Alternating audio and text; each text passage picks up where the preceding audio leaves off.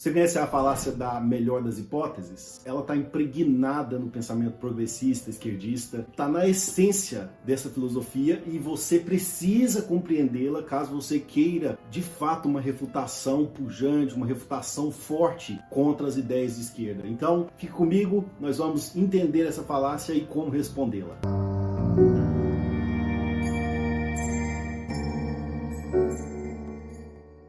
A filosofia progressista pretende modos de alcançar um avanço da sociedade que são bastante radicais. Eles são radicais porque são revolucionários. Basicamente, tem que pensar numa forma de contrapor-se a tudo que está estabelecido, a tudo que é presente agora. A ideia de ser radical, de ser revolucionária, é a ideia de desarraigar completamente tudo que está estabelecido. Então, você basicamente nega o presente, o dado, e quer mudar as coisas de maneira muito profunda. Você quer mudar basicamente tudo que você vê na sociedade. As coisas estão estabelecidas conforme ideais errados, então tem que mudar tudo mesmo. Praticamente não se reconhece nenhum tipo de valor, de alguma coisa digna de ser preservada. Por isso é radical. E para fazer isso, para que você consiga de fato pensar em uma mudança tão mirabolante, tão radical, é preciso imaginar como deveria ser, portanto, essa nova sociedade, como as coisas deveriam ser. Um plano de fato extremamente amplo, todo abrangente, que envolve todas as esferas da sociedade, da realidade. Pois bem, percebam o que eu disse. Você tem o dado, tem o mundo tal como está, você quer alterá-lo, invertê-lo, mudar as coisas, então você tem que pensar como é que elas deveriam ser. E aí você imagina, o mundo deveria ser dessa outra maneira, com configurações totalmente diferentes de tudo que está aí.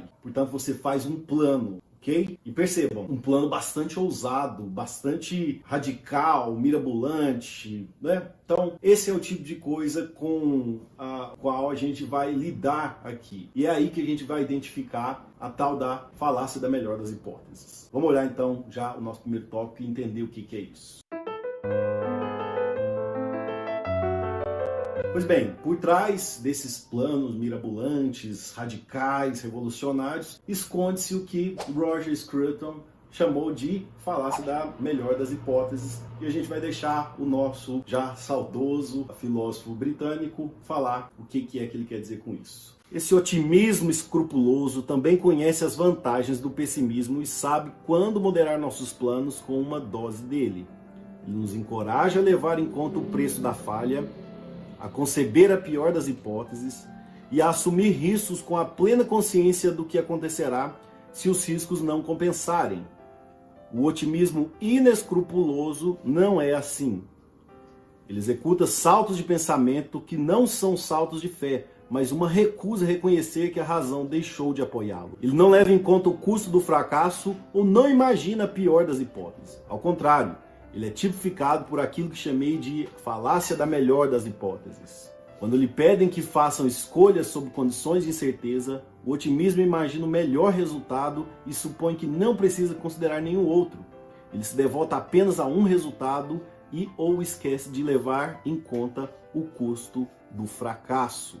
Percebam, Scruton faz aqui uma diferença muito importante. Otimismo escrupuloso e otimismo inescrupuloso. O otimismo escrupuloso você está lá com um bom sentimento, com esperanças, né, de que as coisas vão ficar boas e assim por diante. Isso é muito diferente com o tipo de ingenuidade, de um otimismo infantil, irresponsável. Então, o otimismo inescrupuloso é esse que pensa nas coisas, em como as coisas vão ser, faz planos e nunca considera a possibilidade de se as coisas não forem assim, se as coisas não seguirem como você espera, se as coisas andarem e variáveis surgirem e você, não conseguir lidar com essas variáveis, você não previu elas, não fez nenhum plano B, nenhum plano de contingência. Então você pensa sempre que as coisas vão dar sempre certo e vai acontecer exatamente como você planejou, tudo certinho. Quanto mais abrangente o plano, quanto maiores as pretensões, mais chance isso tem de acontecer. Então, é contra esse otimismo inescrupuloso, irresponsável, é que o Scruton apresenta essa falácia. Ela é a ideia ingênua e irresponsável de que tudo vai dar certo e só considera o melhor cenário possível.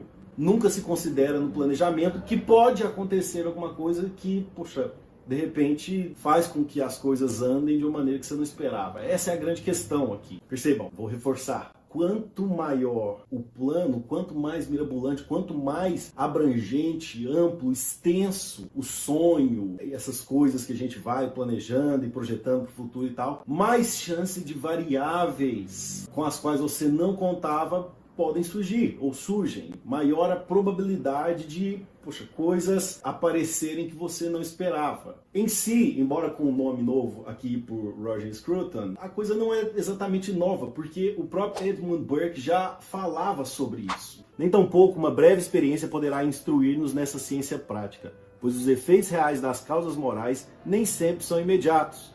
Mas aquilo que é prejudicial a princípio pode ser excelente no longo prazo. E sua excelência pode resultar inclusive dos maus efeitos produzidos no início. O contrário também ocorre, de modo que planos muito plausíveis, com inícios bastante satisfatórios, logram, o mais das vezes, resultados vergonhosos e lamentáveis. Há frequentemente nos estados causas obscuras e quase latentes, coisas que, à primeira vista, parecem ser de pouca importância e das quais dependem, porém, uma grande parte de sua prosperidade ou adversidade. Bom, o que o Burke acrescenta aqui? Ele fala, olha, quando você está lidando, portanto, com questões do Estado e administração da vida das pessoas e coisas nesse sentido, sociedade, existe um monte de variáveis, um monte de coisas que podem surgir e você não previa essas coisas. De repente, fatores, elementos que você pode até ver, considerar que não são de grande relevância, de grande importância, e de repente, quando as coisas se desenvolvem, aquilo se mostra, puxa, extremamente importante, relevante para que as coisas sejam bem-sucedidas, para que as coisas fiquem bem. Então, você pode ignorar coisas que realmente são relevantes. E aí, o que acontece? Como que o Burke aqui está acrescentando na nossa discussão? Se você, por exemplo, propõe coisas, mudanças absolutas e absurdas e radicais, por exemplo, que parecem beneficiar as pessoas de imediato, o que pode acontecer é que, de repente, a longo prazo, as coisas fiquem pior ainda do que a situação anterior com a qual você lidou com esse remédio imediato. Ou seja, de repente, uma medida que pode imediatamente parecer solucionar o problema, faz com que ele fique muito pior para frente. Talvez até tão ruim que as coisas fiquem muito difíceis de serem consertadas de outras maneiras, com soluções que, por exemplo, agora são viáveis, de repente não são imediatas e que depois não podem mais ser aplicadas. O mesmo caso, coisas que de repente são desagradáveis no primeiro momento, medidas que não são as mais fáceis e simples e que agradam de imediato, mas que de repente são as necessárias, as corretas e as que vão evitar uma dor de cabeça ainda maior. Esse é o problema das políticas públicas, de eleições e coisas nesse sentido. O candidato ele tem que propor medidas imediatas, as pessoas estão com problemas, elas querem ver alguma medida, alguma coisa e, portanto, medidas que são mais demoradas, coisas que são mais cautelosas, podem não agradar muito o público. Principalmente se a pessoa está, poxa, numa dificuldade, ela quer que a vida dela melhore imediatamente, quem não quer? E muitas vezes as pessoas são acometidas dessa impaciência e preferem uma solução de imediato, mesmo que isso vá trazer problemas muito maiores depois. E é aí que a impaciência vai ficar muito maior. Mas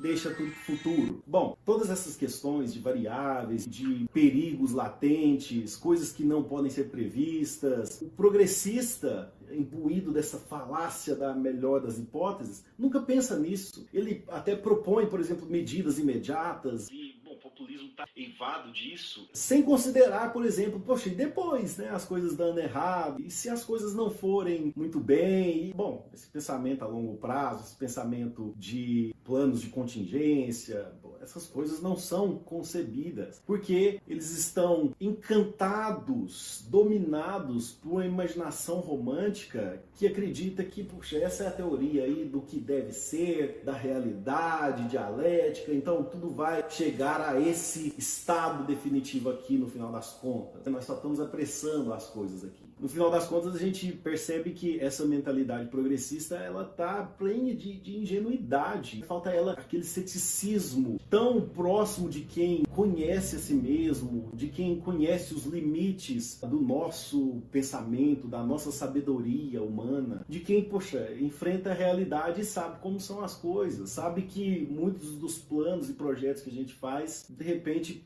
um monte de coisas acontecem e pode acontecer que as coisas não aconteçam como nós estávamos esperando. De fato, essa ingenuidade típica de jovem e tal é a ingenuidade da irresponsabilidade. Faz as coisas e você não está concebendo, e se der tudo errado? O que pode acontecer se as coisas ficarem muito piores? Então, a pessoa responsável vai falar, eu não vou apostar tudo, porque se der errado, imagina a situação terrível que eu posso ficar. Então, o que o conservador propõe? Ficar parado, não fazer nada, né?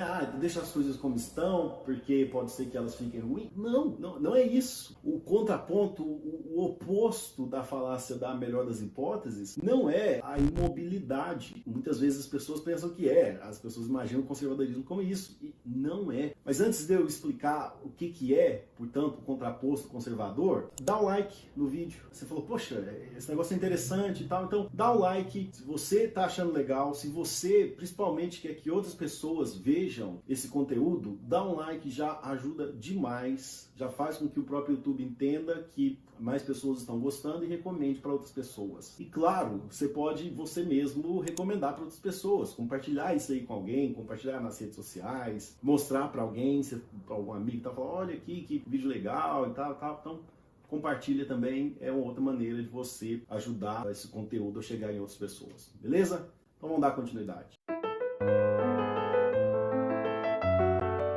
Para a gente entender como que o conservador lida com isso, a gente tem que voltar os olhos para Russell Kirk e ver o que ele chama de política da prudência. Os conservadores são guiados pelo princípio da prudência. Burke está de acordo com Platão acerca da proposição de que, no estadista, a prudência é a maior das virtudes.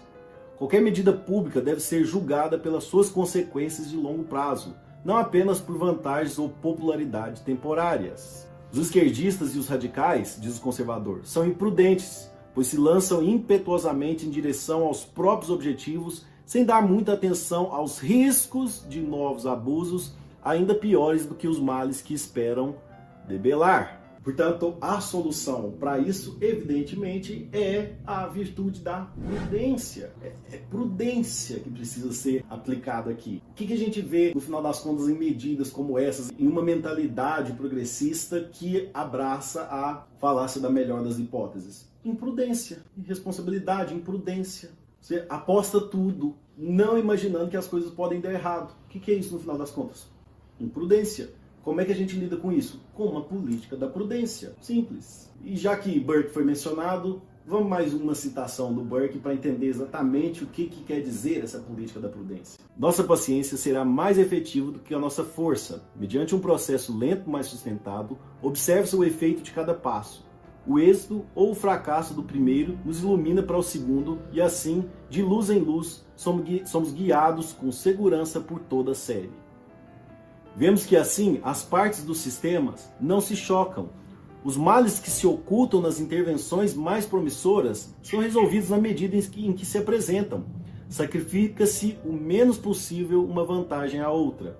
Compensamos, conciliamos, equilibramos. Perceba, o conservador vai propor mudanças graduais. O conservador não é ingênuo de pensar, nossa, tá tudo às mil maravilhas. O conservador entende que há muitas conquistas boas, coisas a serem preservadas. E para que as coisas melhorem ainda mais, para que haja de fato uma evolução, um progresso na sociedade, o conservador vai entender que é preciso dar passos graduais. Então, você faz um plano, faz um projeto, e aí você começa a andar em direção a esse projeto, preservando o que é importante e buscando então melhorias em outras coisas, mas você vai dando passos isso. Na medida em que, de repente, um problema surge, um desses problemas latentes, que de repente tornam-se patentes e você, né, vê aquilo, você está no momento exato para lidar com ele. Então você dá um passo, poxa, vamos aqui consertar isso, consertar aquilo, né, ver o que deu, observa os efeitos, agora vamos fazer mais outra coisa, e aí você vai de maneira mais segura. Agora, se você faz uma mudança radical, abrupta, em todos os setores, de maneira mais abrangente possível, imagina quantos desses problemas surjam e você não sabe nem de onde vem, nem o porquê.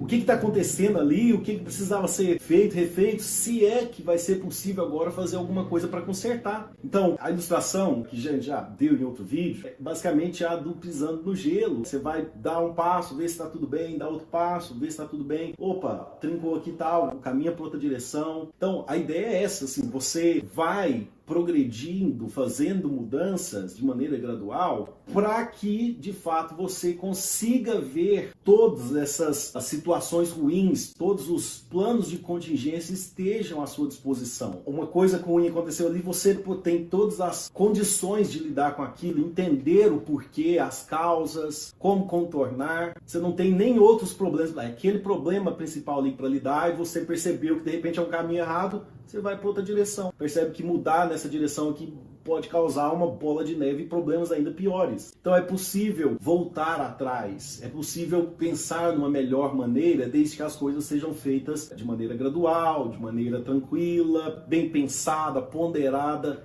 responsável. Essa é a grande questão. Sabendo que aqui a gente lida com coisas muito perigosas. De fato, a gente lida com a possibilidade de tirania, a possibilidade de destruição da cultura, dos valores, do ser humano, da vida. Pensa, por exemplo, numa situação assim, de uma pessoa que sente fortes dores excruciantes no pé. Então ela vai ao médico e fala, poxa, meu pé tá doendo muito. E aí o médico vai falar, olha, você pode fazer isso e aquilo. Você pode tomar um remédio tal, você pode fazer aquilo outro. E, claro, você quer lidar com aquela dor o mais rápido possível. Alguém pode vir, se você for pensar nessa situação, por exemplo, como um progressista, você vai, arranca o pé, acaba a dor. Só que você não parou para pensar que depois a dor de estar sem um pé pode ser muito maior, e nesse caso certamente é. Por mais que de repente ali a cautela de lidar com aquilo, aguentar por um tempo essa dor, fosse o mais racional possível, o mais viável. Então a solução imediata, o progressista na falácia da melhor das hipóteses, ele só pensa assim, se arrancar o pé não tem mais pé doendo.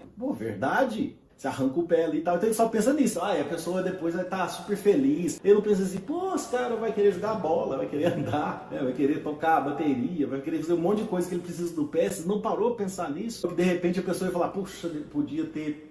E aí não tem como voltar mais atrás. Eu não preciso até expor muito essa ideia da política da prudência, porque se você parar para pensar, a gente já falou aqui. A gente já tem vídeo aqui que a gente já expôs sobre o assunto, falou sobre política da prudência. Primeiro explicando, por exemplo, o que é política da prudência. Eu vou deixar aqui no card o que é, né? Então a política da prudência é um dos elementos essenciais do conservadorismo. Então você pode ir lá checar, caso você não tenha visto ou caso você tenha esquecido. E nosso segundo vídeo eu falei sobre isso. No segundo vídeo a gente falou sobre a política da prudência e como ela é o instrumento para que a gente julgue de fato se o progresso da sociedade pretendido é de fato real progresso. Então são facetas, tal como essa que a gente apresentou, da doutrina da política da prudência. Então, esse vídeo também da doutrina da política da prudência e como julgar o progresso da sociedade, vou deixar aqui no card. Se você também não viu, vai lá e vê. Se você já viu e se esqueceu, também vê que